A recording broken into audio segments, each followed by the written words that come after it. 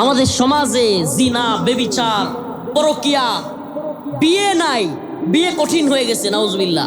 কিন্তু জিনা বেবিচার এত সহজ হয়েছে যে এখন জিনা বেবিচার সহজ হবে না কেন? বিয়ে শাদীর ব্যবস্থা নাই, তো জিনা বেবিচার সহজ হবে না? আল্লাহ তাআলা বলছেন ফানকিহু মা তাবা লাকুম মিনান নিসাই মাসনা ওয়া সুলাসা ওয়া রুবা। আল্লাহ পাক বলছেন ফানকিহু মা তাবা লাকুম মিনান নিসা, তোমরা মহিলাদের থেকে যাকে পছন্দ হয় বিয়ে করো। ফানকিহু মা তাবা লাকুম মিনান নিসা, যাকে পছন্দ হয় মেয়েদের থেকে বিয়ে করো। মাসনা ওয়া সুলাসা ওয়া রুবা, 2, 3, 4। যদি 2টা 3টা 4টা করার মতো অবস্থান না থাকে তাইলে কয়টা করবা? আল্লাহ শুরু করছে কিন্তু 2টা থেকে, সুবহানাল্লাহ। এখন 2 বিয়ের ফজিলত এবং একাধিক বিয়ে করানোর ফতোয়া দিতে গিয়া এবং এই বিষয়ে কাজ করতে গিয়া এক হুজুর বাংলাদেশে গ্রেফতার হয়েছে, মুফতি মামুনুর রশিদ কাসেমি দামাত বারকাতুহু। ওনার এক স্ত্রী ওনাকে মামলা দিছে যে হুজুর নাকি নাউজুবিল্লাহ যে বিবাহ বিচ্ছেদের পরেও আরো 1.5 মাস ওনার সাথে শারীরিক সম্পর্কে লিপ্ত হয়েছে। এটাকে উনি ওনার স্ত্রী মামলা করছে, সে গিয়া বলছে যে হুজুর আমারে 1.5 মাস বড় দর্শন করছে। 1.5 মাস একটানা দর্শন করা যায়? আপনি গেলেন গানা কিনলে গিয়া? কি ধরনের বন্ডামি দেখছেন এদেশের ইসলামপন্থীদেরকে গায়েল করবার জন্য। আচ্ছা 1.5 মাস কেউ এক লাগারে দর্শন করতে পারবে? আর 1.5 মাস আমরা দর্শন করলো, আপনি যাইতেও পারলেন না, নাউজুবিল্লাহ। এগুলো হলো এই যে কালচারাল ভাবে ইসলাম বিদ্বেষকে প্রতিষ্ঠা করা, যে যারা একাধিক বিয়ের আলোচনা করবে, একাধিক বিয়ের ওয়াজ করবে, এদেরকে গ্রেফতার করো, নাউজুবিল্লাহ। যদি এটাই হইতে থাকে সমাজের মধ্যে, বিয়ে একটা করছে কিংবা করে নাই, বিবাহিত অন্য নারীর সাথে গিয়ে পরকীয়া করে, আছে না নাই? তো আল্লাহর নির্দেশনা হলো বিয়েকে সহজ করা, সুবহানাল্লাহ। আল্লাহ রাসূলের নির্দেশনা কি? ইয়া মা'শারাশ শাবাব মান ইসতাতা মিনকুমুল বা'a ফালইতাযাওয়াজ। যুবক যৌবনে পদার্পণ করার সাথে সাথে যুবক যুবতীদের অবস্থান থাকা সত্ত্বে বিয়ে দিয়ে দেওয়া, সুবহানাল্লাহ। আমি বাবা মাদেরকে বলবো, আমার এলাকার আমাদের মা বোনদেরকে দ্রুত বিয়ের ব্যবস্থা করেন। আপনি টেনশন করতেছেন খাওয়াবে কি, একটা প্রচলিত কথা বিয়ের ব্যাপারে, বিয়ে করবি খাওয়াবি কি, মানে মনে হয় যে রাক্ষস একটা আনতেছি খালি খাই বই বই বই। মানে যুবকদেরকে এই কথা একবার হর হামেশাই বলা হয়, বিয়ে করবি খাওয়াবি কি। আরে ভাই, এক ঘরে 5 জন পরিবারের সদস্য, তো 5 জন যদি খাইতে পারে আর একটা প্লেটই তো বাড়বে নাকি? 5 জন খাইতে পারলে 5 জনের খাবারটাই যদি আপনার রান্না করেন, আর একটা মেয়ে কি খাইতে পারবে না? তো 6 জন হয়ে গেলে আপনার সমস্যাটা কোথায়? তো এখন বিয়ে করবি খাওয়াবি কি, মানে এটা বলে বলে বিয়েকে এত কঠিন করা হয়, বিয়েকে সহজ করেন না। এখন যুবকদেরকে 10 লাখ টাকা মোহরের বোঝা দিয়া, 10 লাখ টাকা মাথায় চাপায়া দিয়া যদি বলেন বিয়ে করবি কেমনে, তাইলে এই যুবক চিন্তা করবো, হাই হাই পতিতালয় এখন বৈধ বাংলাদেশে, 1000 টাকা হইলেই যে কোনো জায়গায় গিয়া কাম সারা যায়, নাউজুবিল্লাহ। এখন তাইলে আমার আর 10 লাখ টিয়া দিয়া কাবিন টাবিন কইয়া ওই এত কিছু কইরা অলিমা টলিমা কইরা বিয়ে করা লাগে কেন? অথচ রাসূল সাল্লাল্লাহু আলাইহি ওয়াসাল্লাম বলছেন তোমরা বিয়েকে সহজ করো। বিয়েকে কি করো? কেমন সহজ করো? আউলিম বিহাদা শাত আউল বাকরা আউল গনাম, যে একটা ছোট্ট ছাগল, কি ছোট্ট একটা বকরি জবাই দিয়ে দিবেন, 5-7 কেজি খেজুর আর অল্প মোহরানা, সুবহানাল্লাহ, বিয়ে শেষ। হাই হাই হুজুর এত সহজ বিয়া? সহজ করলে সহজ। যেই বাপ মা আগেই চিন্তা করে যে 10 লাখ টাকা কাবিন না দিলে মেয়েরা যদি ছাইরা দেয়, আরে আপনার মাথায় তো শয়তানি, আগেই তো আপনার মেয়েরা ছাইরা দেওয়ার চিন্তা। 10 লাখ টাকা কাবিন না দিলে যদি মাইয়ারা ছেড়ে দেয়, তাইলে আপনি তো আগেই কি চিন্তা করলেন যে আপনার মাইয়ারা ছেড়ে দিব? দিন শেষে এই ধরনের চিন্তা যারা করে এদের বিবাহগুলো টিকে না। আরে ভাই আপনি বিয়ে দিচ্ছেন, কাবিনের জন্য কেউ ছাড়ে না। আরে ভাই যে ছাইরা দিবে ও প্রয়োজন হইলে ঋণ করে টাকা দিয়ে হইলেও বউ ছেড়ে দেয়, রাখতো না, রাখতোই না বেটা। কাবিনের টাকা বাড়াইয়া দিয়া যুবকের মাথায় বোঝা চাপাইয়া আপনি যদি বিবাহকে কঠিন করেন, আপনি আল্লাহ রসুলের বিরুদ্ধে অবস্থান নিয়েছেন। আল্লাহ রসুল সাল্লাল্লাহু আলাইহি ওয়াসাল্লাম বলেছেন তোমরা বিয়েকে সহজ করো। রাসূলুল্লাহ সাল্লাল্লাহু আলাইহি ওয়াসাল্লামের কাছে এক লোক আসছে, সময় তো শেষ। রাসূলুল্লাহ সাল্লাল্লাহু আলাইহি ওয়াসাল্লামের কাছে এক মহিলা আসছে, আল্লাহ রসুলকে বলতেছে আপনি যদি আমারে বিয়ে করেন আমি মুসলমান হয়ে যাব। আল্লাহ রসুল মুখ ফিরিয়ে নিলেন। আবার এদিকে এসে বলতেছে ইয়া রাসূলুল্লাহ আপনি আমারে বিয়ে করেন। আল্লাহ রসুল মুখ ফিরিয়ে নিলেন। 3 বার বলার পরে পাশ থেকে এক সাহাবী বলে উঠছে, ইয়া রাসূলুল্লাহ আপনি বিয়ে না করলে মেয়ে যেহেতু সুন্দরী আমার সাথে বিয়ে দিয়ে দেন। সাহাবী আল্লাহর নবী। রাসূল সাল্লাল্লাহু আলাইহি ওয়াসাল্লাম বললেন তুমি যে বিয়ে করবে মোহর কি কি কি আছে তোমার? স্বর্ণ আছে? কয় নাই। গরিব আছে? কয় নাই। তামা বা পিতল এই জাতীয় কিছু নাই? কিছু নাই রাসূলুল্লাহ, আমি তো মক্কার মধ্যে, মদিনার মধ্যে, আরবের মধ্যে সবচেয়ে গরিব মানুষ, আপনি জানেনই আমি খুব গরিব মানুষ। আল্লাহ রাসূল সাল্লাল্লাহু আলাইহি সাল্লাম বললেন, তাইলে তুমি কোরআন শিখছো? কয় হুজুর কয়েকটা সূরা পারি। কয় যে কয়টা সূরা পারো, এই মেয়ে তো নতুন মুসলমান হচ্ছে, ও সূরা পারে না। আল্লাহ রাসূল সাল্লাল্লাহু আলাইহি সাল্লাম ওই মেয়েরে বললেন, তোমার সাথে তার বিয়ে দিয়ে দিলাম, আর তোমাকে সে এই যে সূরাগুলো পারে এই সূরাগুলো শিখাই দিবে, এটাই তোমার মোহর। সুবহানাল্লাহ। যদিও হানাফি মাযহাবে 10 দিরহামের নিচে মহারণা ধার্য করা যায় না। এটার একটা বিষয় হলো যে হত্যা করতে, হাত কাটতে হইলে আস-সারিকু ওয়াস-সারিকাতু ফাকতাউ আইদিয়াহুমা, আল্লাহ পাক বলছেন যে চুর এবং চূর্ণি, আস-সারিকু ওয়াস-সারিকাতু ফাকতাউ আইদিয়াহুমা, চুর এবং চূর্ণি যদি ধরা খায়, সাব্যস্ত হয়, তাহলে তার শাস্তি হলো হাত কেটে দেওয়া। হানাফি মাযহাব বলে 10 দিরহাম পরিমাণ চুরি করতে হবে, মানে 1-2টিয়া চুরি করলে হাত কেটে দেওয়া যেত না, 10 দিরহাম। তাইলে 10 দিরহাম পরিমাণ চুরি করলে যেহেতু হাত কাটতে হয়, তাইলে 10 দিরহাম পরিমাণ দিলেই তার একটা অঙ্গের, হাতও যেমন একটা অঙ্গ, স্ত্রীর একটা অঙ্গই যেহেতু আপনি বৈধ পন্থায়, জায়েজ পন্থায় ইউজ করতে চাচ্ছেন, তাইলে এই 10 দিরহাম পরিমাণ হয়, এই এতটুক পরিমাণ হইলেও মোহর দিতে হবে। তো এই এতটুক পরিমাণ হইলেই ছোট্ট করে, অল্প করে মোহরের ধার্য করেন। একটা বকরি, মাত্র একটা বকরি জবাই দিবেন। যাদের অবস্থান দুর্বল, অবস্থান যাদের আছে গরু জবাই দেন, সমস্যা নাই। অবস্থান দুর্বল, একটা গরু জবাই, খাসি জবাই করবেন, বকরি জবাই করবেন, কিছু মানুষকে দাওয়াত দিবেন, খাওয়াই দিবেন, এই 5 কেজি 7 কেজি খেজুর ছিটাই দিবেন, সুবহানাল্লাহ, বিয়ে শেষ। হায় হায়, এত সহজ না বিয়েটা? বাপ মা উভয় পক্ষের যদি এভাবে সহজ করে সমাজে, বিয়ে সহজ হবে কি হবে না? এখন কি মাইয়া দেওয়ার সময় কাবিনাত তরি ধার্য করে, নিজের ছেলে বিয়ে করানোর সময় খালি সীমায়াত, হ্যাঁ কাবিন কেমনে কমাইব, কি শয়তানি। মাইয়া বিয়ে দেওয়ার সময় নাউজুবিল্লাহ, মানে জেনে খুঁজে টাকা টুকা কম লাগবো বা দেওয়া লাগতো না কোনো কিছু জামাইরে, আর ছেলে বিয়ে করানোর সময় কি দিব, মোটরসাইকেলটা দিব। ওরে বন্ড, হাসেন কেন? এটা তো হারাম, হারামকে নরমালাইজ করা হচ্ছে, হাসির জন্য বলছি না। আল্লাহ পাক আমাদেরকে হেদায়েত দান করুক, বলেন আমিন। আল্লাহ পাক এই এলাকার আমার মা, চাচি, বাবা, চাচাদের শুভ বুদ্ধি দান করুক, এরা যেন এদের সন্তানকে, এদের মেয়েদেরকে দ্রুত বিয়ের ব্যবস্থা করে, সকলে বলেন আমিন। আমার কাছে দরখাস্ত আসছে একটা, যে এলাকায় 25 বছর বয়স হইলেও বিয়ে করায় না, যুব সমাজ, এলাকার যুব সমাজ সম্মিলিতভাবে চিঠি দিছে। যদিও এই যুবকের সৎ সাহস নাই নিজের নাম লেখার মতো, যদি সৎ সাহস থাকতো আমরা তার বাপ মারে বুঝে একটা বিয়ে শাদীর ব্যবস্থা করতাম।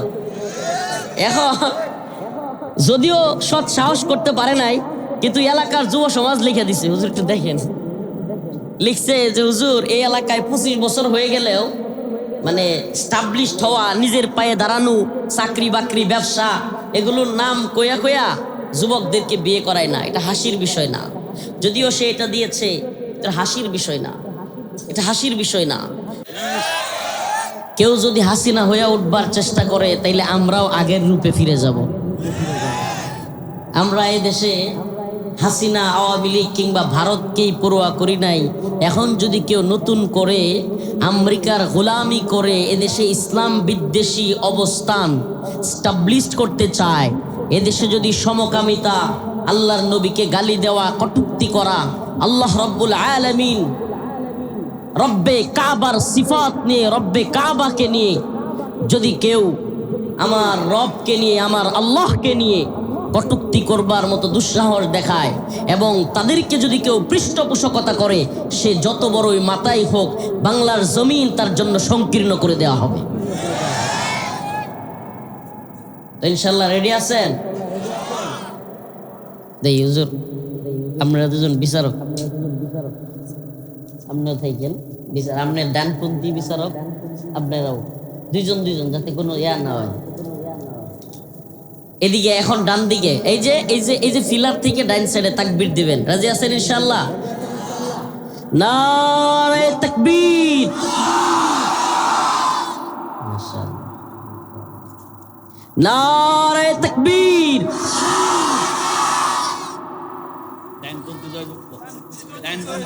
এই যে আমরা তো আপনার পক্ষে বিচার করলেন, আজকে এখন আমিও এই পক্ষে আয় করছি কিছুটা। হুজুর সমান নিয়েছে মনে হইতেছে, হ্যাঁ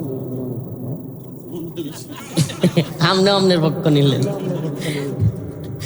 সমানই হয়েছে মাশাআল্লাহ। না আসলে আওয়াজ এখন তো এই দুই পক্ষ একসাথে, আমরা কোনো ভাগাভাগি চাই না, এই গণতন্ত্রের বাগবাটোয়ারা আমরা চাই না, আমরা সব ইসলামপন্থী, আমরা সব এক। লিল্লাহি তাকবীর। এই যে দেন একসাথে দিলে আবার বাম দিকে ফিল করে, এটার কারণ কি? মানে আমি আগেও খেয়াল করছি, এই জন্য বলছি, ওই যে পিছন থেকে এখন দেই নেই। আল্লাহ তাআলা বুঝার এবং আমল করার তৌফিক দান করুক। আসলে তাকবীর কেন জানেন? তাকবীরের মানে সুবহানাল্লাহ, মানে তাকবীরের ধ্বনিটাও নাস্তিক মুরতাদদের জন্য একটা হুমকি। তাকবীরের ধ্বনিটাও নাস্তিক মুরতাদ শাতেমদের জন্য একটা কলিজার মধ্যে গিয়ে লাগে। আর তাকবীরের ধ্বনি মুসলমানদের শক্তি দেয়, ইমানদারের অন্তরটা মানে সুবহানাল্লাহ। তাকবীরের ধ্বনির সাথে সাথে দেখবেন রাত্রে হঠাৎ করে যারা একলা একলা যায়, দেখবেন যে কালিমা কইতে থাকে, নাইলে আল্লাহ বিল্লাহ করতে থাকে, এটা কিছু কয়ে কয়ে যায়। সুবহানাল্লাহ। এতে বোঝা যায় যে কোরআন সুন্নাহর মধ্যে বা আল্লাহর নাম নেওয়ার মধ্যে একটা সাহস আছে না নাই? জালেমরা এবং যারা কিনা ইসলাম বিরোধী, এদের কাছে এই তাকবীরের আওয়াজ হলো এক একটা বুলেট। সুবহানাল্লাহ।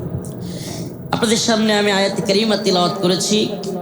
আসলে আমি আসছি 8:40-এ, আমাকে উঠানো হয়েছে 10টায়। তো আপনাদের সামনে উক্ত আয়াতকে সামনে রেখে অল্প কিছু সময় কথা বলবো ইনশাআল্লাহ, আল্লাহ পাক যদি তৌফিক দান করে। আমি যে আয়াতে কারিমা তিলাওয়াত করেছি, আল্লাহ তাআলা এখানে বলতেছেন রাসূলুল্লাহ সাল্লাল্লাহু আলাইহি ওয়াসাল্লাম এবং তার সাহাবায়ে কেরাম, তাদের সিফাত, তাদের গুণাবলী বা তাদের আচরণ মুমিনদের সাথে কেমন ছিল আর কাফেরদের সাথে কেমন ছিল। সুবহানাল্লাহ। আল্লাহ পাক বলেন যে আমার রসুল এবং তার সাহাবীরা মুমিনদের সাথে ছিলেন নরম। কেমন ছিলেন? নরম। আর কাফের মুশরিকদের বিরুদ্ধে যুদ্ধের ময়দানে কিংবা বাতিলদের বিরুদ্ধে আল্লাহ রসুল এবং তার সাহাবায়ে কেরাম ছিলেন রুহামা, দরদওয়ালা, রহমওয়ালা, দিল দরদি। কিন্তু দেখেন একটা ঘটনা, সুবহানাল্লাহ, যে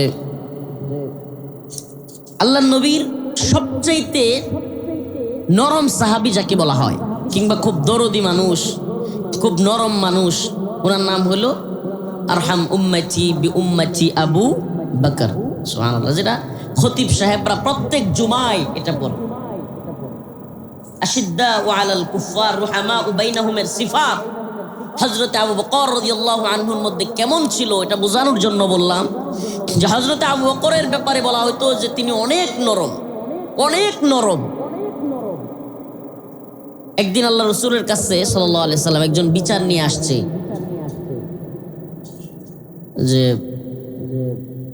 ইয়া রাসূলুল্লাহ, আবু বকর তো অমুকরে মারতে চাইছে বা মারছে, এরকম একটা বিচার নিয়ে আসছে। আল্লাহ রাসূল সাল্লাল্লাহু আলাইহি সাল্লাম বললেন, কি বলো আবু বকর?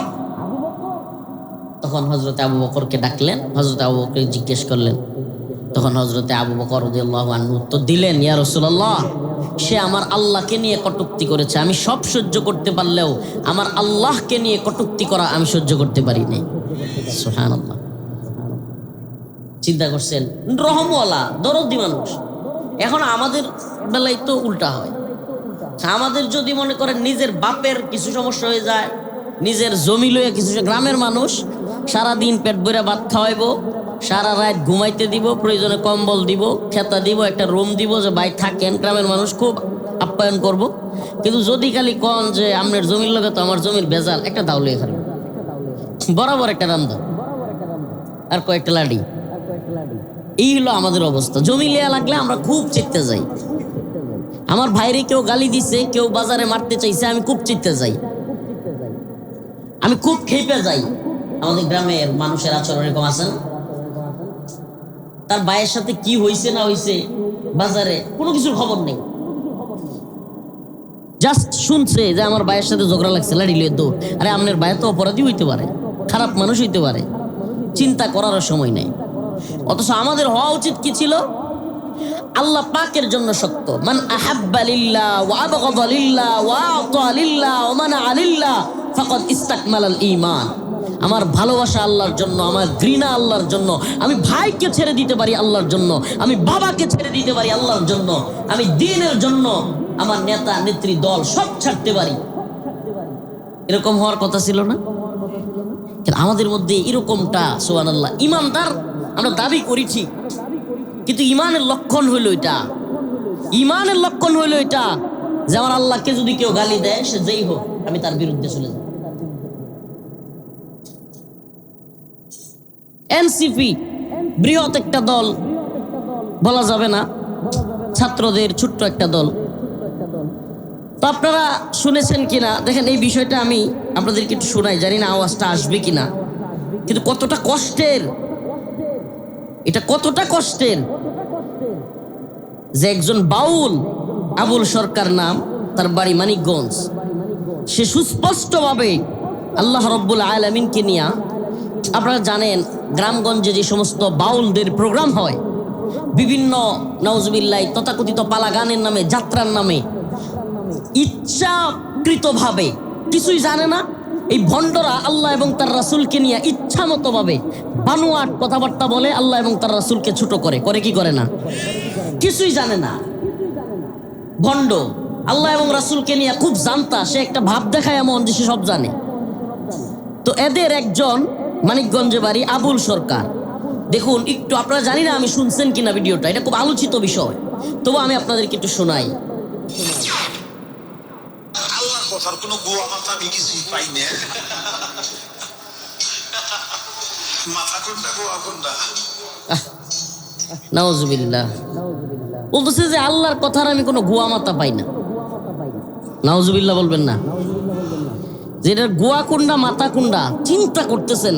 আস্তাগফিরুল্লাহ আস্তাগফিরুল্লাহ আস্তাগফিরুল্লাহ, চিন্তা করতেছেন। কত বড় দৃষ্টতা, কত বড় দৃষ্টতা!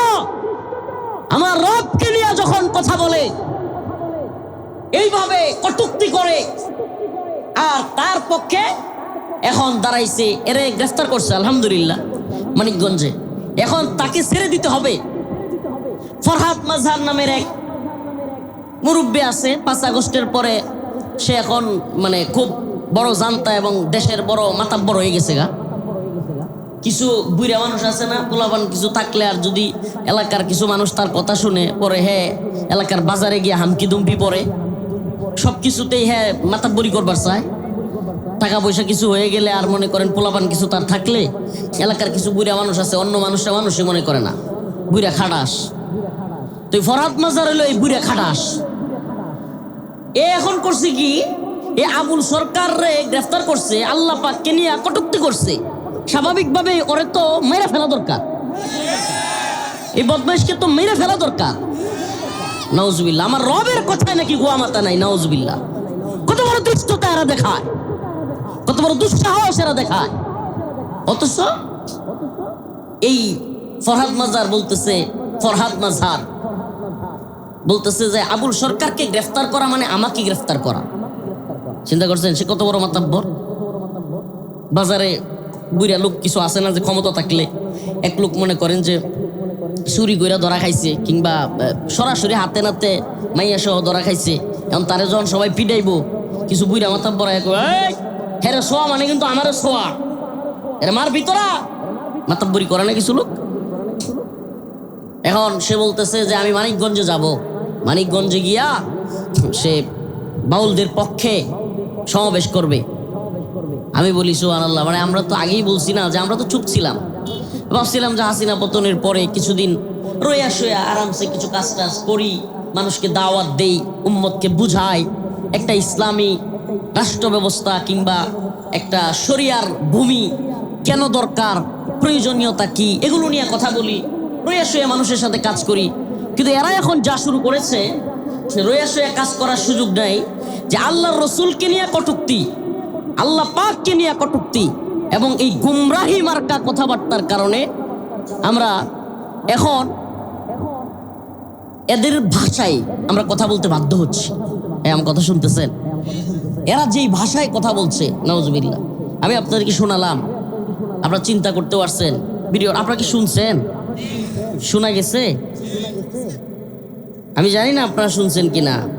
আবারও শুনে ট্রাক তো উড়াইতে হইব আমনে করো। আল্লাহ ইমানই যদি জজবা দেয়, ইমানই যদি বোঝ দেয়, তাহলে তো আপনাদেরও এটা শুনে কষ্ট লাগার কথা। আমি আবারও শোনাই, নাহলে আলোচনাটা বুঝবেন না।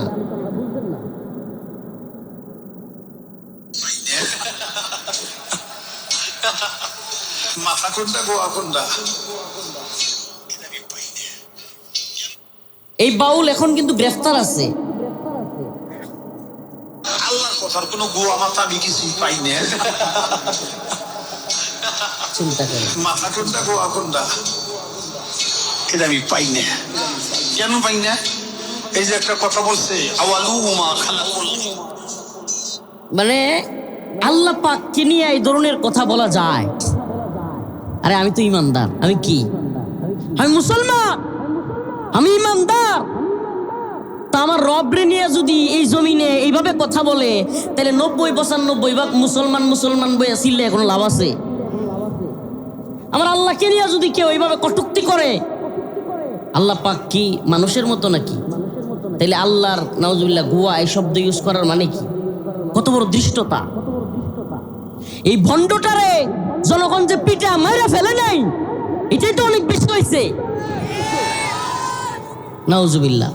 এখন আবার অনেক বুদ্ধিজীবী সুশীল এরা এর পক্ষ নিচ্ছে। একটা লোক ইদানিং, যার দলের কোনো কর্মী নাই, এত বেশি লোকও নাই তার দল, কিন্তু সে সরকারের কাছে খুব দামি মানুষ। তার নাম হলো জুনায়েদ সাকি। এই জুনায়েদ সাকি আপনারা হয়তো ভিডিওর মাধ্যমে দেখে থাকবেন। এ হইল বর্তমান ডক্টর মোহাম্মদ ইউনূসের খুব কাছের মানুষ। কারণ কি? কারণ বাংলাদেশে ইসলাম বিদ্বেষী মনোভাব প্রতিষ্ঠা করবার জন্য এবং ইসলাম বিদ্বেষীদেরকে প্রমোট করবার জন্য, বিশেষ করে সমকামিতা, ট্রান্সজেন্ডার, LGBTQ, লেসবিয়ান, গে, এগুলো বুঝাইতেও আপনাদেরকে সময় লাগবে। পুরুষে পুরুষে, নারী নারী, নাউজুবিল্লাহ, এতটুকু বুঝেন। পুরুষে পুরুষে, আকাম কুকাম, নারীতে নারীতে, নাউজুবিল্লাহ। এগুলোকে সহজলভ্য করবার জন্য এবং আল্লাহর নবীকে যেন সহজে আউট কান্ট্রিগুলোতে, বিশ্বের অনেক রাষ্ট্রে, নাউজুবিল্লাহ, আল্লাহ এবং তার রসুলরে নিয়ে কিছু বললে কিছু হয় না, ওই পশ্চিমা ধাঁচে বাংলাদেশেও একটা কালচার তৈরি করে এরা এরকম একটা পরিবেশ তৈরি করতে চাচ্ছে যে মুসলমানরা যেন কিছু বলতে না পারে, করতে না পারে। নাউজুবিল্লাহ। প্রিয় ইমানদার, প্রিয় মুসলমান ভাইরা, কিশোরগঞ্জ হুসেনপুরের মুসলমান, আমার রাসূল সাল্লাল্লাহু আলাইহি ওয়াসাল্লাম, সাহাবাই কেরাম কেমন ছিলেন? আল্লাহ রাসূল সাল্লাল্লাহু আলাইহি ওয়াসাল্লামকে কেউ কিছু বললে, আল্লাহ পাককে কেউ কিছু বললে, তারা কি সহ্য করতেন? আসেন একটা ছোট্ট ঘটনা শুনাই। বুখারী শরীফের হাদিস। যে সমস্ত সুশীলরা আজকে যারা এই জুনায়েদ সাকি, ফরহাদ মাজহার, এমনকি খোদ একটা সংগঠন যেটা বাংলাদেশের অনেক আন্দোলন সংগ্রামের সংগঠন, যেই ছেলেগুলোর পক্ষে আমরা কথা বলেছি, তাদের সাথে আন্দোলন করেছি, তাদের কাঁধ মিলিয়ে বিগত জালেম সরকারের বিরুদ্ধে লড়াই করেছি, এই যুব দলটা এখন একটা রাজনৈতিক দল করছে, নাম দিছে এনসিপি। আজকে আশ্চর্য হয়ে গেলাম, কষ্ট লাগলো। এই এনসিপি এই বাউল আবুল সরকারের পক্ষ অবলম্বন করছে। চিন্তা করতে পারেন? আমি তো বলি মুসলমান সজাগ থাকা উচিত। এই যে দল করেন, নেতারা কি করতেছে, দলের হাইকমান্ড কি করতেছে কিছুই জানেন না, খালি এই নৌকা দানের শীষ, এই দাড়িপাল্লা, এটা সেটা লাফাইতেছেন। প্রিয় ভাইরা আমার, গ্রামে লাফাচ্ছেন। আপনার দল, আপনার নেতা যদি ইসলামের বিরুদ্ধে অবস্থান নেই, আল্লাহর বিরুদ্ধে অবস্থান নেই, তারপরেও যদি আপনি ওই দলের পক্ষে, ওই নেতার পক্ষে লাফান, ওই নেতা এবং দলের যদি ঈমান না থাকে, আপনারও ঈমান নেই। কথা ভালোভাবে বুঝবার চেষ্টা করবেন। আপনারও ঈমান নাই। আল্লাহ রাসূলের সাহাবায়ে কেরাম, আল্লাহর নবী সাল্লাল্লাহু আলাইহি সাল্লামের ব্যাপারে বলা হয়, সুশীলরা, বিশেষ করে সুশীলরা বলে যে হুজুর আপনারা যে এত গরম গরম ওয়াজ করেন, হুজুর আপনারা যে এত কথা বলেন, কোনোদিন কি আল্লাহ রসুল কাউরে মারতে বলছে? বলে কি বলে না? এটা কিন্তু খুব প্রচলিত একটা কথা। আল্লাহ রসুল কি কাউরে মারতে বলছে? ইসলাম হলো শান্তি, শান্তি। ওরে শয়তানের দল। মানে ফিলিস্তিনে, লিবিয়ায়, সিরিয়ায়, আফগানে, ইরাকে, মালিতে, সোমালিয়ায়, ইয়েমেনে, পার্শ্ববর্তী রাষ্ট্র মায়ানমারে, কাশ্মীরে, সব জায়গায় আমাদের মুসলমানদের বাড়ি ঘরে টনকে টন এই কেজি কেজি না, মন মন না, টন টন টন। 22 মনে মনে হয় 1 টন, 27 মন। তো এই 27 মন ওজনের বা আরো বেশি বোমা, বোমা একটা দুইটা না, অসংখ্য বোমা এরা আমাদের বিভিন্ন মুসলিম কান্ট্রিতে ফেলে। টনকে টন বোমা ফেলে, ফেলায় পরে কয় ওম শান্তি। মানে তারা বোমা ফেলে আমাদের ভূমিগুলো, আমাদের বিল্ডিং গুলো পাউডার বানায় ফেলবে, আর আমাদেরকে বলবে ইসলাম শান্তি, ওম শান্তি, তোমরা শান্তিতে থাকো। মানে আমরা শুধু তোমরা মারবো আর তোমরা খালি মার খাবো। এটাই তো এরা বুঝাইতে চায় নাকি? অথচ রাসূলুল্লাহ সাল্লাল্লাহু আলাইহি ওয়াসাল্লামের সাহাবায়ে কেরাম আল্লাহ রসুলের ব্যাপারে একটা তোহমত দেয় এরা, কিন্তু আল্লাহ নবী কি কাউরে মারতে বলছে? আল্লাহ কি কাউরে মারতে বলছে? আরে স্পষ্ট বলেছে আল্লাহ দ্বীনের জন্য মারতে হবে। ইন্নাল্লাহ ইশতারা মিনাল মুমিনিনা আনফুসাহুম ওয়া আমওয়ালাহুম বিআন্না লাহুমুল জান্নাহ ইউকাতিলুনা ফি সাবিলিল্লাহ ফায়াকতুলুনা ওয়া ইউকতালুন। আল্লাহ বলছে যে তোমরা মার দিবা এবং খাবা, আগে দিবা। ইসলামের জন্য প্রয়োজন হলে কি করতে হবে? এখন আমরা ভাইয়ের জন্য, বাবার জন্য জমি লয়ে একটু কিছু লয়ে লাগলে, ভাইয়ের লগে একটু কিছু লয়ে লাগলে দৌড়ায় মানুষকে মারতে যাইগা, কিন্তু দিনের প্রয়োজনে আল্লাহরে নিয়ে কেউ কিছু বলছে আমার গায়েই লাগে না। আস্তাগফিরুল্লাহ। এটা ইমানদারের লক্ষণ না, এটা মুনাফিকের লক্ষণ। আল্লাহ রসুল সাল্লাল্লাহু আলাইহি ওয়াসাল্লাম একদিন কষ্টে এক লোক আল্লাহর নবীরে কটূক্তি করে, গালি দেয়। লোকটার নাম হলো কাব বিন আশরাফ। লোকটার নাম কি? কাব বিন আশরাফ। আল্লাহ রসুল সাল্লাল্লাহু আলাইহি ওয়াসাল্লামের কটূক্তি করে, কবিতা বানায়। তার 2টা মহিলাও রাখছে, নাউজুবিল্লাহ, নর্তকী। এদেরকে নাচায়, এই আবুল সরকারের মতো ফালতু এদেরকে নাচায়, গান কয়, আর রসুলরে গালি দেয়, নাউজুবিল্লাহ। আল্লাহর নবী কষ্ট পাইছেন। আল্লাহ নবী সাল্লাল্লাহু আলাইহি ওয়াসাল্লাম সাহাবায়ে কেরামদেরকে ডাকলেন, হে আমার সাহাবারা, আতুহিব্বু আন তাকতুলাহু? ফাকাল রাসূলুল্লাহ সাল্লাল্লাহু আলাইহি ওয়াসাল্লাম আতুহিব্বু আন তাকতুলাহু, যে তোমাদের মধ্যে কেউ আছে আল্লাহ রাসূল সাল্লাল্লাহু আলাইহি ওয়াসাল্লাম বলছে যে কাব বিন আশরাফকে হত্যা করবে? তখন সাহাবী, আল্লাহর নবীর প্রিয় সাহাবী একজন মুহাম্মদ বিন মাসলামা বলছেন, আতুহিব্বু আন তাকতুলাহু? ইয়া রাসূলুল্লাহ, আপনি কি এটা পছন্দ করেন যে আমি কাব বিন আশরাফকে হত্যা করি? সুবহানাল্লাহ বলবেন না? আল্লাহ রসুল বললেন হ্যাঁ অবশ্যই, সুবহানাল্লাহ। তাইলে সুস্পষ্ট কি যে আল্লাহর নবীরে যদি কেউ গালি দেয়, আল্লাহর নবীরে যদি কেউ কটূক্তি করে, তার শাস্তি কি? বলেন না, তার শাস্তি কি? এটা কার ঘোষণা? এবং রসুলের। আল্লাহ এবং রসুলের ঘোষণা কি? মান সাব্বা নাবিয়ান ফাকতুলু, যে আমার রসুলকে গালি দিবে, সে যেই হোক, যে আমার আল্লাহকে নিয়ে কটূক্তি করবে, তার শাস্তি হলো ওয়াজিবুল কতল। সরকার যদি করে করলো, আর যদি রাষ্ট্র এই শাতেম, এই মুরতাদ, এই নাস্তিক, খোদাদ্রোহীদের পক্ষ অবলম্বন করে, বাংলার তাওহীদি জনতায় এদের কল্লাগুলো ফেলে দিবে। মুহাম্মদ বিন মাসলামা রাদিয়াল্লাহু আনহু দাঁড়ায় গেলেন, ইয়া রাসূলুল্লাহ, ইয়া হাবিবাল্লাহ, আল্লাহর নবী গো, আতুহিব্বু আন তাকতুলাহু, আপনি কি পছন্দ করেন আমি কাব বিন আশরাফের কল্লা ফেলে দেই? আল্লাহর রাসূল বললেন হ্যাঁ। হযরত মুহাম্মদ বিন মাসলামা রাদিয়াল্লাহু আনহু আবু নাইলা সহ আরো 5 জন সাহাবীকে নিয়ে আল্লাহর নবী সাল্লাল্লাহু আলাইহি ওয়াসাল্লামের কাছ থেকে অনুমতি নিয়ে কাব বিন আশরাফকে হত্যার জন্য যাবেন। মুহাম্মদ বিন মাসলামা রাদিয়াল্লাহু আনহু আল্লাহর রাসূলকে বললেন, ইয়া রাসূলুল্লাহ, আপনার কাছে আমি একটু অনুমতি চাই। আল্লাহর রাসূল বললেন কি জন্য? ইয়া রাসূলুল্লাহ, আমি কাব বিন আশরাফের সাথে একটু গল্প করব, কৌশল, যুদ্ধের কৌশল অবলম্বন করব। ইয়া রাসূলুল্লাহ, কথার মধ্যে একটু এদিক সেদিক হইতে পারে, আমার অনুমতি দেন। আল্লাহর নবী সাল্লাল্লাহু আলাইহি সাল্লাম বললেন, অনুমতি দেয়া হলো। এবার মুহাম্মদ বিন মাসলামা রাদিয়াল্লাহু আনহু কাব বিন আশরাফের কাছে গেলেন। কাব বিন আশরাফ মাথায় খুব সুগন্ধি দিত। কি দিত? সুগন্ধি লাগাইতো, আতর, খুব মানে ইয়া থাকতো, অনেক উঁচা লম্বা। ওই সময়ে কাব বিন আশরাফের মতো ব্যক্তি খুব কম ছিল। খুব উঁচা লম্বা, মোটা, স্বাস্থ্য, বিশাল দেহের, দানবের মতো আকৃতির লোক। তো তারে একা একজন ফেলাইয়া দেওয়া, কুস্তি কইরা কিংবা অস্ত্র দিয়া একা একজন তারে কাইট করে ফেলা, এটা খুব কঠিন ছিল। কথা শুনতেছেন? মুহাম্মদ বিন মাসলামা রাদিয়াল্লাহু আনহু তার সাথে গিয়া গল্প বসলেন, গল্প করলেন। তারে বিয়া বললেন, কাব, আমরা তো জাকাত দিতে দিতে শেষ হয়ে যাইতেছি, মিল দিছে আর কি, বুঝেন না? মানে আমরা তো কষ্টের মধ্যে পড়ে গেছি মোহাম্মদ রেনিয়া নাউজুবিল্লাহ, মোহাম্মদ সাল্লাহ সাল্লাম রেনিয়া আমরা কি এর মধ্যে পড়ছি? কষ্টের মধ্যে পড়ে গেছি গা। জাকাত দিতে দিতে আমার জীবন শেষ। ওই যে আল্লাহর নবীর কাছ থেকে অনুমতি নিয়ে আসছিল, বুঝেন নাই, যুদ্ধের কৌশল অবলম্বন করতেছে। কাব খুব খুশি হয়ে গেছে, আগেই তো কইছিলাম মোহাম্মদ ভালো না, দেখছো? হ্যাঁ, খুব খুশি হয়েছে, বলছে আগেই তো বলছিলাম যে মোহাম্মদ ভালো লোক না, এখন বুঝো?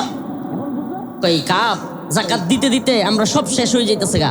তার কথাই, রাসূলুল্লাহ সাল্লাল্লাহু আলাইহি ওয়াসাল্লামের কথাই, জাকাত দিতে দিতে আমাদের সব শেষ।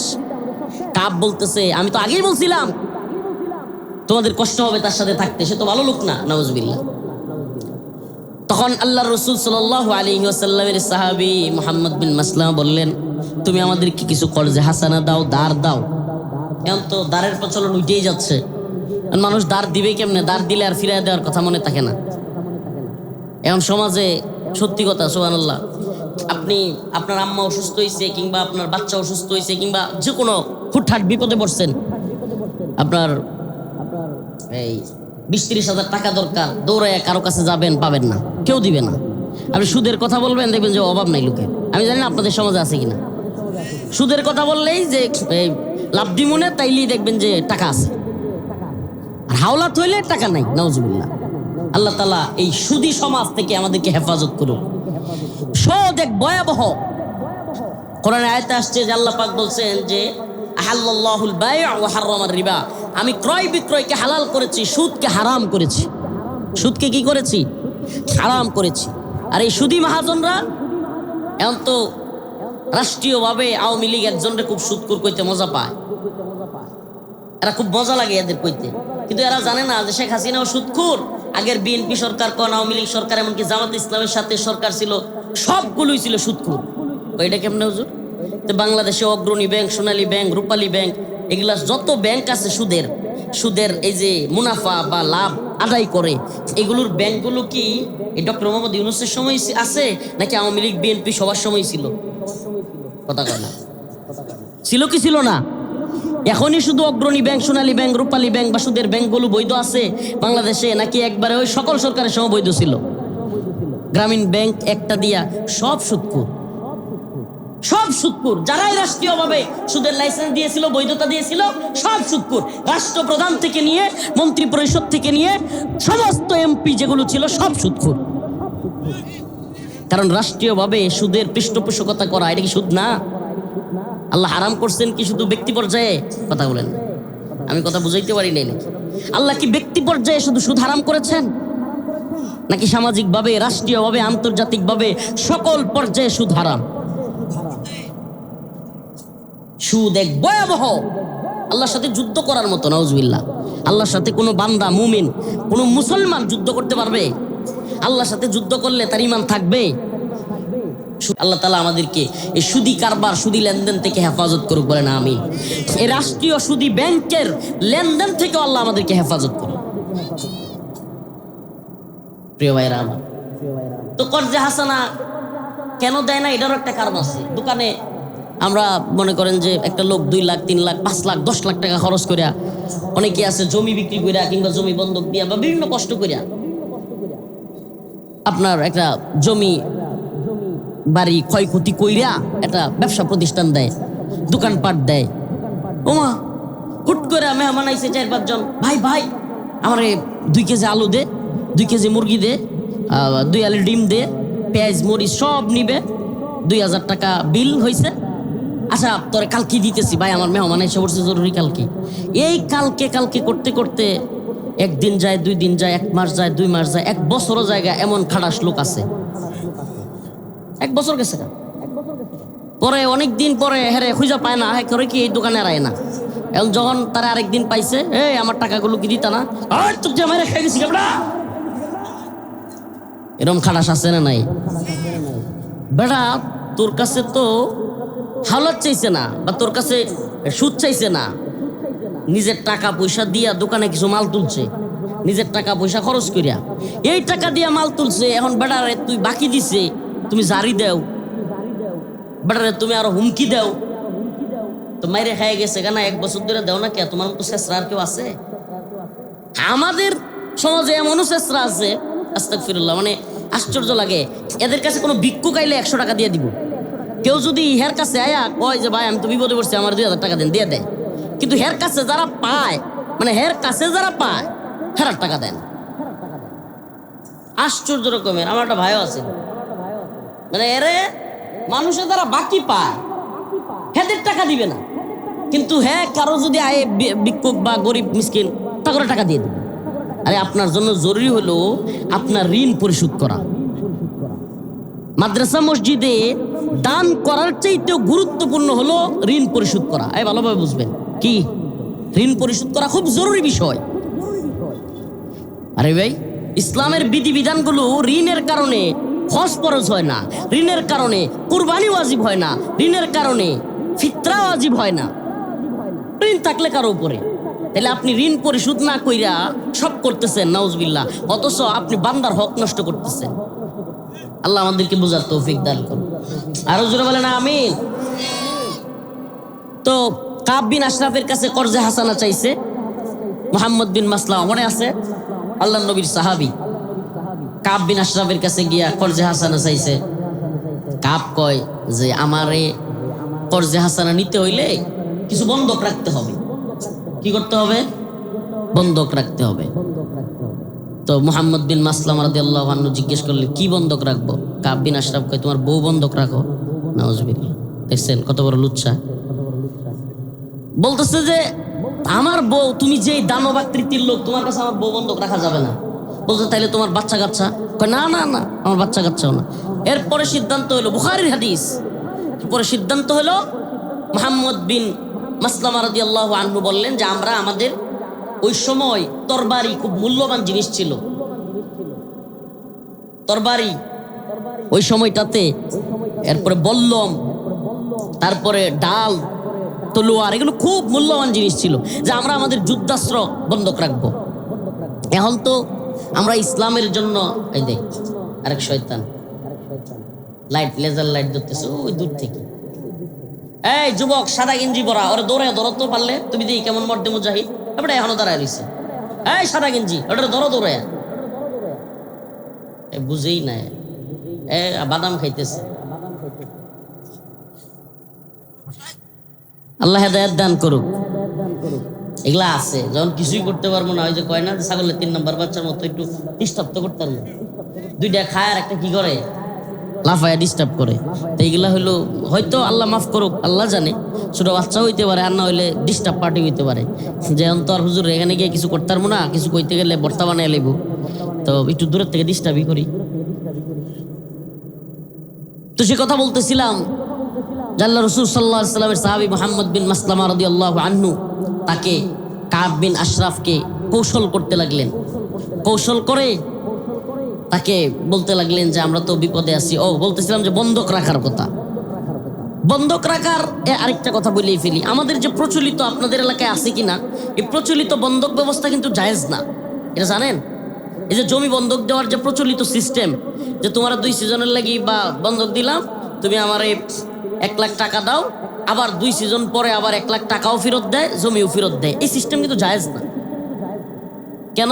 কারণ এটা তো মানে কোনো কষ্ট ছাড়া লাভ, এটা সুদের মতোই। ওলামায়ে কেরাম এখানে আছেন। বন্ধক দেওয়ার একটাই সিস্টেম আছে, যে প্রতি বছরে একটা নির্দিষ্ট টাকা, যে আমি 1 বছরে তোমাকে 100 টাকা দিব। যদি এই রকম হয় যে 1 লক্ষ টাকা দিছি, আমি তোমার কাছ থেকে 4 কাঠা জমি নিছি, কয় কাঠা?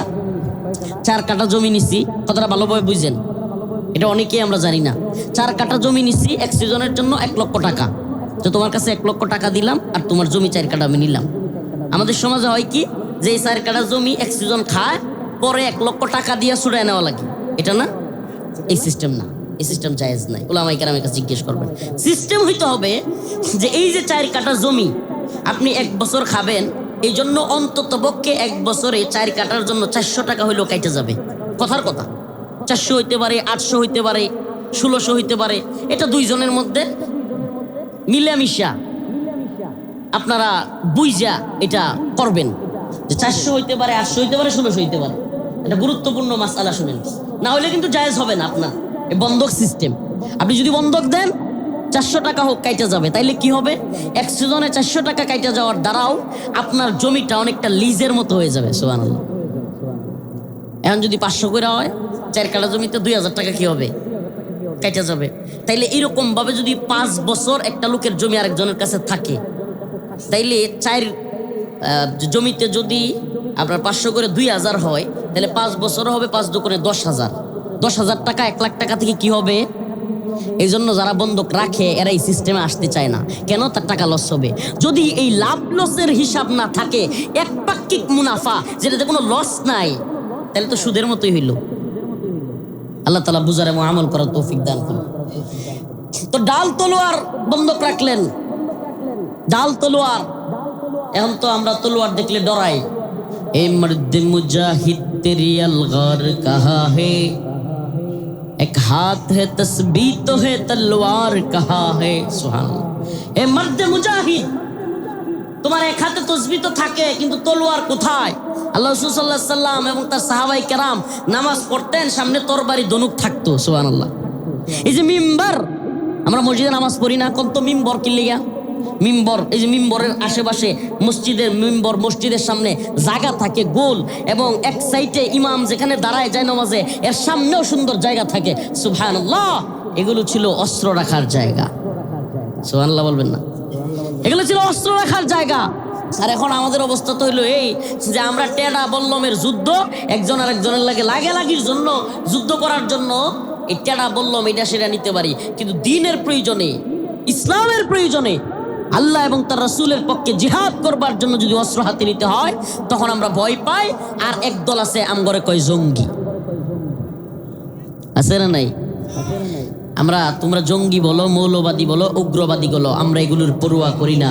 যদি প্রয়োজন হয় ইনশাআল্লাহ বাংলার জমিনে আমরা ইনশাআল্লাহ আফগান তালেবানদের মতো এই ভূমিতেও ইসলামকে বিজয়ী করবার জন্য, দ্বীন বিজয়ী করবার জন্য, যদি প্রয়োজন হয় এই ভূখণ্ড রক্ষা করবার জন্য ইনশাআল্লাহ আমরাও অস্ত্র হাতে তুলে নিব। রাজি আছেন তো ইনশাআল্লাহ? মুহাম্মদ বিন মাসলামা রাদিয়াল্লাহু আনহু কাব বিন আশরাফকে ডাল তলোয়ার গুলো বন্ধক রাখলেন। মুহাম্মদ বিন মাসলামাকে আল্লাহর নবীর প্রিয় সাহাবী মুহাম্মদ বিন মাসলামা রাদিয়াল্লাহু আনহু এবং আবু নাইলা, ওনারা কাবকে বললেন, কাব, ঘটনা মনে আছে তো? ওই যে আল্লাহর নবী বলছিল যে তোমাদের মধ্যে কে আছে যে আমারে কটূক্তি করে, গালি দেয়, এই কাব বিন আশরাফকে কতল করবা। আল্লাহর নবীর সাহাবী বলছিল কি, আতুহিব্বু আন তাকতুলাহু, ইয়া রাসূলুল্লাহ আপনি কি পছন্দ করেন যে আমি কাব বিন আশরাফকে শেষ করে দেই? আল্লাহর নবী বললেন হ্যাঁ। ওই ঘটনায় এখন আবারও আপনাদের সামনে ওই সূত্র, এটা আবারও বলছি, কাব বিন আশরাফের কাছে ডাল তলোয়ার বন্ধক রেখে কিছু পণ্য তিনি নিবেন, এরকম একটা তাদের মধ্যে চুক্তি হইল। কিন্তু অন্তরের মধ্যে মুহাম্মদ বিন মাসলামা রাদিয়াল্লাহু আনহু ঘুরতেছে, বদমাশ তুই আমার রাসূলকে কটূক্তি করস, বদমাশ তুই আমার রাসূলকে গালি দেস, তোরে তো আজকে শেষ করে দিমু। মানে একদিকে চুক্তি করতেছে, কথা বলতেছে, আর একদিকে মাথার মধ্যে ওই ফন্দি ফিকির। সুবহানাল্লাহ। তাইলে যেই তথাকথিত বুদ্ধিজীবীরা কয় আল্লাহর নবী কাউরে হত্যা করতে পাঠাইছে, এরা মিথ্যুক না? বলেন, এরা মিথ্যুক না? প্রিয় ভাইয়েরা আমার, এইবার মুহাম্মদ বিন মাসলামা রাদিয়াল্লাহু আনহু বললেন, এই নাইলা, আবু নাইলা রাদিয়াল্লাহু আনহু বললেন, তোমার মাথা থেকে এত সুঘ্রাণ আসতেছে, তুমি কি ব্যবহার করো? মানে প্রশংসা করলেন, একটু পাম দিলেন। এই কাব বিন আশরাফ, তুমি কি ইউজ করো? তোমার মাথা থেকে এত সুন্দর সুগন্ধি আসতেছে। কাব খুশিতে গদগদ হয়ে গেল। মোটা মানুষ, লম্বা মানুষ পাম দিলে বিরাট খুশি হয়, তো বিশাল খুশি হয়ে গেছে গা। খুশি হইলে এবার কাব বিন আশরাফকে বলতেছে যে একটু মাথাটা দেও তো দেখি, তোমার কল্লাটা একটু আগায় দেও দেখি, তোমার গ্রান নেই, কি সুন্দর গ্রান আসতেছে, তোমার মাথা থেকে একটু গ্রান নেই। কাব বিন আশরাফ মনে করছে যে আরে আমার এত প্রশংসা করতেছে, মুহাম্মদের বদনাম করতেছে, মানে খুশি হইয়া সে কল্লা আগায় দিল। মুহাম্মদ বিন মাসলামা রাদিয়াল্লাহু আনহু কল্লার মধ্যে এইবার পেঁচায়া দইরা অন্য সাহাবীদেরকে বললেন, এইবার বসাও ঠিক মতো। সুবহানাল্লাহ। পেঁচায়া বইসা এক কূপ দিয়া কল্লা মাথা থেকে আলাদা দে দৌড়। সুবহানাল্লাহ। কাব বিন আশরাফের বাড়িতে ঢুকে কাব বিন আশরাফকে মুহাম্মদ বিন মাসলামা রাদিয়াল্লাহু আনহু, আবু নাইলা রাদিয়াল্লাহু আনহু এবং তার সাথীরা কাব বিন আশরাফের কল্লা ফেলে দিয়ে আল্লাহর নবীর কাছে গেলেন। আল্লাহর রাসূলের কাছে যাইয়া যখন মুহাম্মদ বিন মাসলামা রাদিয়াল্লাহু আনহু এই ঘটনা খুলে বললেন, বিস্তারিত বললেন, আল্লাহর রাসূল সাল্লাল্লাহু আলাইহি সাল্লাম কাব বিন আশরাফের সাথে মুহাম্মদ বিন মাসলামা রাদিয়াল্লাহু আনহুর কথোপকথন শুইনা মুচকি হাসি দিলেন। সুবহানাল্লাহ। সুবহানাল্লাহ বলবেন না? মুচকি হাসি দিলেন। যে কৌশল কইরা হইলেও আল্লাহর নবীরে নিয়ে যে কটূক্তি করে, আল্লাহকে নিয়ে যে কটূক্তি করে, এই দ্বীনকে নিয়ে যে কটূক্তি করে, কৌশল করে হলেও তার কল্লা ফেলে দিয়েছে। তাইলে আজকে যেই সমস্ত সুশীলরা, আজকে যেই সমস্ত তথাকথিত সেকুলাররা, আজকে যেই সমস্ত এলিটরা, তথাকথিত বুদ্ধিজীবীরা আল্লাহর নবীকে নিয়ে বলে রসুল কাউরে মারতে বলছে, এদের কথা মিথ্যা।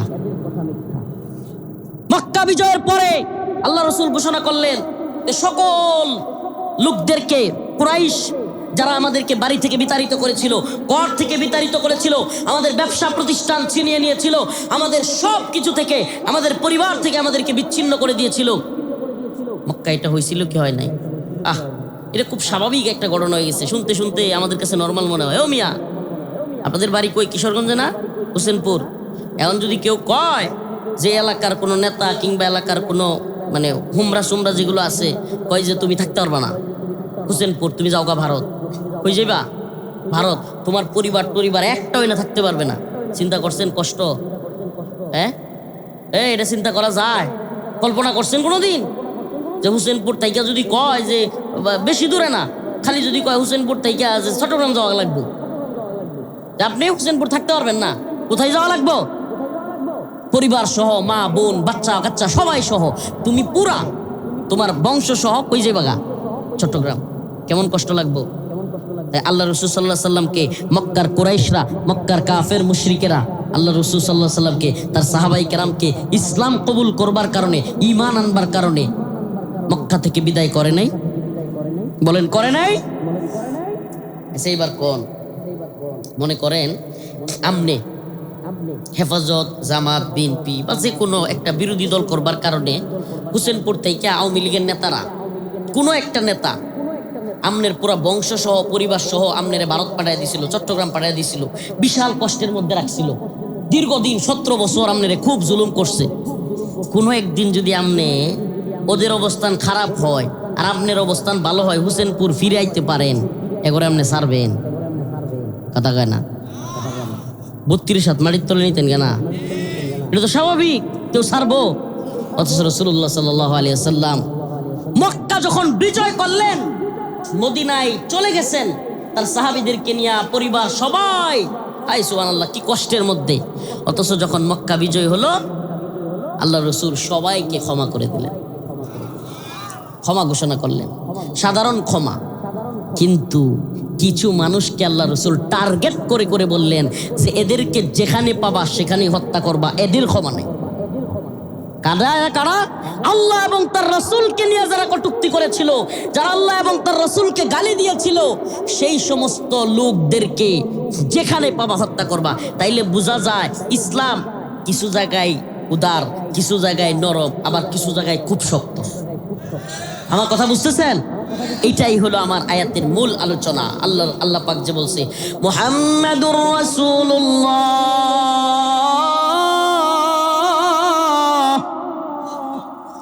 ওয়াল্লাযীনা মাআহু আশিদ্দাউ আলাল কুফফার রুহামাউ বাইনাহুম।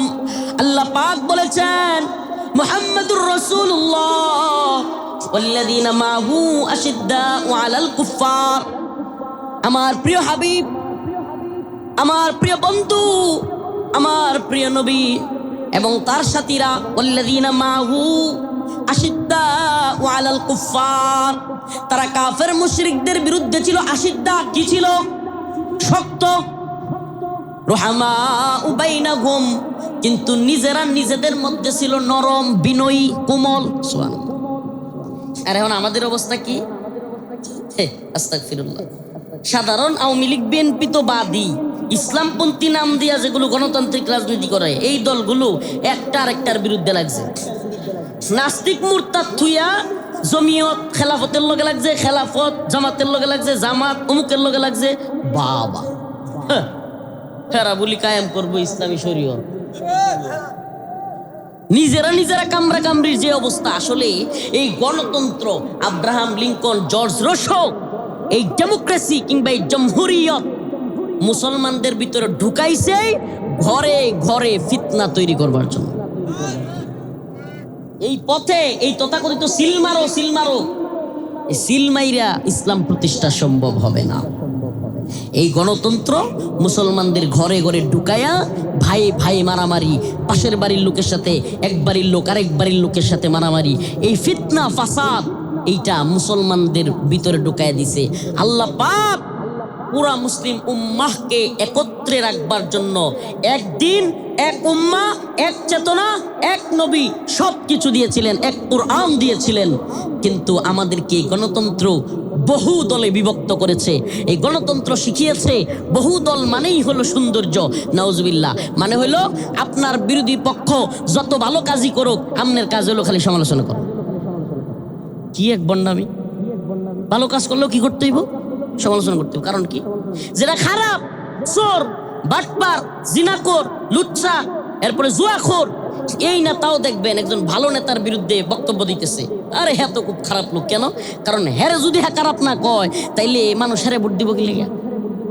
কি এক বাটপারি! মানে অন্যের খারাপ বলতেই হবে, গণতন্ত্র শিক্ষা এটা। অন্যের আপনি বদনাম বলতেই হবে। আপনি যদি তারে ছুটো না করতে পারেন তাইলে মানুষ আপনারে ভোট দিবে কেন? নাউজুবিল্লাহ।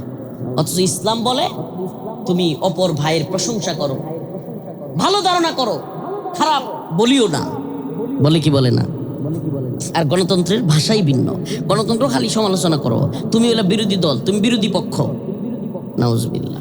প্রিয় ভাইরা আমার, বন্ধুগণ আমার, যেই জায়গায় আশিদ্দা সেই জায়গায় শক্ত থাকতে হবে। আমরা মুহাম্মদুর রাসূলুল্লাহ সাল্লাল্লাহু আলাইহি ওয়াসাল্লামের উম্মত, আমরা আল্লাহর বান্দা, আল্লাহর গোলাম। আমাদেরকে আল্লাহ পাক যেখানে শক্ত থাকতে বলেছেন সেখানে শক্ত থাকবো। থাকবো তো থাকবো না? ডাক্তারদের একটা ছোট্ট উদাহরণ দিই আপনাদেরকে। অনেক সময় রুগীরা যখন ডাক্তারের কাছে যায় বড় রোগ নিয়ে, ডাক্তারদেরকে শেখানো হয়, ডাক্তারদের মেডিকেল ট্রিটমেন্টে এটা শেখানো হয় মুচকি হাসি দিয়ে কথা বলার জন্য সুন্দরভাবে।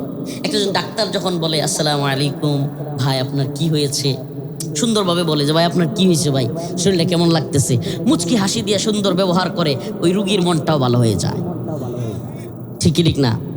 আচ্ছা, যেই ডাক্তার এত সুন্দর করে সালাম দিয়া মুচকি হাসি দিয়া কথা বলে, সেই ডাক্তার যখন শুনে যে আপনার ক্যান্সার হয়ে গেছে কিংবা আপনার বিভিন্ন ঝামেলা হয়ে গেছে, অপারেশন করতে হইব, আপনার কি বলে বিভিন্ন ধরনের অপারেশনের সমস্যা, গলায় ক্যান্সার কিংবা আপনার মাথায় সমস্যা কিংবা আপনার পেটের মধ্যে অপারেশন করতে হবে, তখন ওই ডাক্তার ছুরি কাঁচি নিয়া কিংবা তার যে অস্ত্রপাতি আছে কাটাকাটির জন্য, ওই ডাক্তার কাটাকাটি করে কি করে না?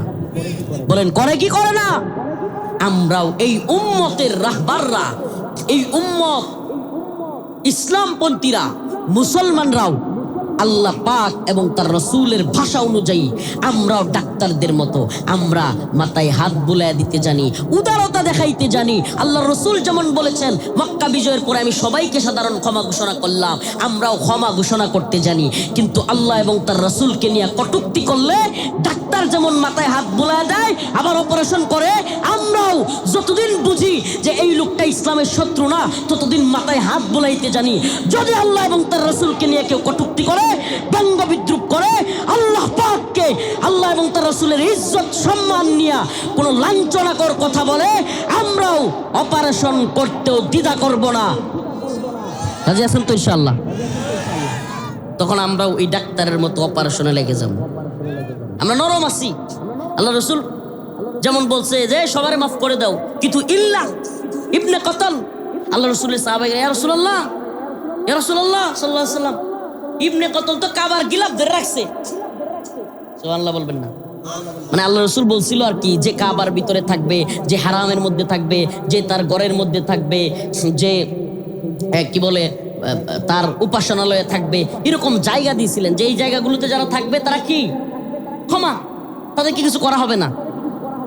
তো এই বদমাস যে রসুলরে নিয়ে গালি দিত, আরেকটা নাম হলো ইবনে কতল। নাম কি? এই লোক করছে কি, কাবার গিলাফ ধরে রাখছে। আল্লাহ রসুলরে আয়েশা সাহাবায়ে কেরাম বলছে, ইয়া রাসূলুল্লাহ, সে তো আপনারা গালি দিত, আপনি তারে শাস্তি দিয়েছেন যে তারে হত্যা করার জন্য, এখন তো সে কাবার গিলাফ ধরে রাখছে, মানে ডরায় এখন কি করছে, কাবার গিলাফ ধরছে। আল্লাহ রসুল বলেন, এই বদমাইশ যদি কাবার গিলাফও ধরে, এই কাবার গিলাফ ধরা অবস্থায় ইবনে কতলকে হত্যা করো। সুবহানাল্লাহ বলবেন না? তাইলে একদিকে নরম আর একদিকে গরম, একদিকে নরম আর একদিকে আশিদ্দা ওয়ালাল কুফার, কাফের মুশরিকদের বিরুদ্ধে শক্ত, রুহামা বাইনাহুম, মুমিনদের ব্যাপারে কি নরম। সুবহানাল্লাহ। তো এই জন্য আমাদের কেউ কাফেরদের ব্যাপারে, ইসলাম বিদ্বেষীদের ব্যাপারে নরম হইলে চলবে না গরম থাকতে হবে? নেতানিয়াহু ইসরায়েলের বর্তমান যে প্রধানমন্ত্রী, কিংবা ভারতের প্রধানমন্ত্রী নরেন্দ্র মোদী, আরও যেগুলো আছে ইসলাম বিদ্বেষী পুরো পৃথিবীতে, ডোনাল্ড ট্রাম্প আমেরিকান প্রেসিডেন্ট, এগুলোর ব্যাপারে যদি মুসলমান নরম হয় তাইলে মুসলমানদের ভূমি পৃথিবীতে থাকবে? আগামীকালকে জমির দান্ডা কাটন লাগবো, এছাড়া তো আমরা চিন্তা নাই। কত জমির জান লয়ে চিন্তা করেন না, যে ক্ষেত লয়ে চিন্তা করেন না, যে যেইভাবে ইসলাম বিদ্বেষীরা আবারও শুরু করছে, নাউজুবিল্লাহ, এই ভূমিতে আবারও আলেম উলামা এবং ইসলামপন্থীরা নির্যাতিত হইতে পারে। সতর্ক করে দিলাম মুসলমান। এই জন্য এই গ্রাম পর্যায়ে এসেও আপনাদেরকে বোঝানোর চেষ্টা করলাম যে ইমানের দাবিতে শক্ত হইতে হইলে শক্ত হইতে হবে। যদি কিশোরগঞ্জের উলামায়ে কেরাম ডাক দেয়, যদি সারা দেশের তাওহীদপন্থী মুজাহিদ মর্দে মুজাহিদরা ডাক দেয়, ইনশাআল্লাহ প্রয়োজন হইলে সমস্ত জালেমদের বিরুদ্ধে, খোদাদ্রোহীদের বিরুদ্ধে দাঁড়াইতে রাজি আছেন তো ইনশাআল্লাহ? আল্লাহ তাআলা আমাদের সবাইকে